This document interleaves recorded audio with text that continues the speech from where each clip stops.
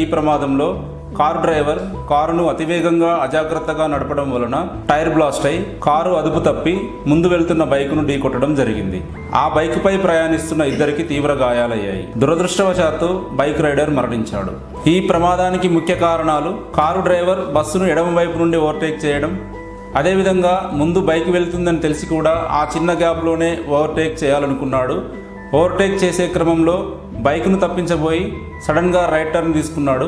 Right turn తీసుకోవడం వలన tyre blast అయి కారు బైక్ మీదకి దూసుకువెళ్ళింది. బైక్ రైడర్ హెల్మెట్ పెట్టుకున్నప్పటికీ కూడా నాణ్యమైన హెల్మెట్ పెట్టుకోకపోవడం వలన తలకి గాయాలై మరణించాడు. కాబట్టి మీ అందరూ కూడా బైక్పై ప్రయాణం చేస్తున్నప్పుడు నాణ్యమైన హెల్మెట్ ధరించండి. అదేవిధంగా బైక్ మీద వెనుక కూర్చున్న వారు కూడా తప్పనిసరిగా హెల్మెట్ ధరించాలి. ఓవర్టేక్ చేసే మార్గంలో ఎదురుగా ఎలాంటి వాహనాలు లేనప్పుడు సురక్షితమని నిర్ధారించుకున్న తర్వాతనే ఓవర్టేక్ చేయండి. ట్రాఫిక్ రూల్స్ పాటించండి. సురక్షితంగా గమ్యం చేరండి.